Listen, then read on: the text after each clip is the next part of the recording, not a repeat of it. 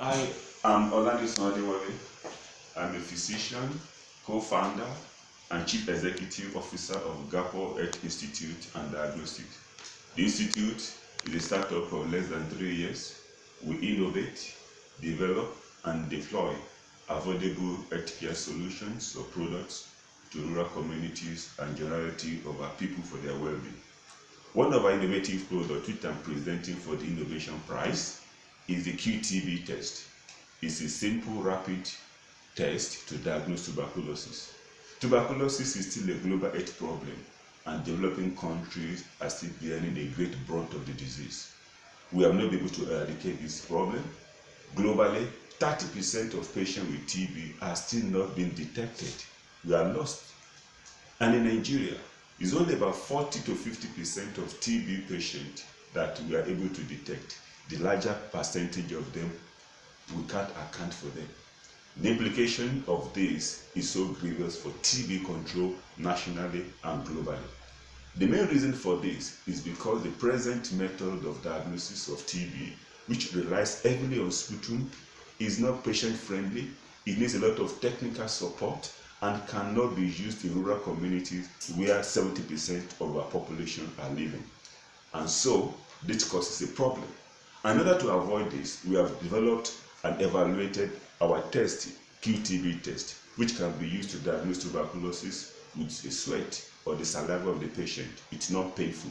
We have evaluated it. It has a very high sensitivity and very high specificity. As a matter of fact, more than 80% in each case. We've also evaluated its impact on a small community within a 3-month period of use. And we demonstrated the fact that this QTB test led to an increment of 5% in total TB detection within the 3-month period, which is very significant findings. And so, in our new project, we want to roll out this QTB test and want to use it to boost access to TB diagnosis and qualitative TB treatment in a community of population of patients, of individuals, high endemic TB. We are going to screen over 5,000 individuals in this community, including children, and see and link them to affordable qualitative TB treatment almost immediately. We are going to collect data on how many patients individual we test, how many of them turns out to be positive, how many of them turns out to be negative, and how many cases we are able to put on drug.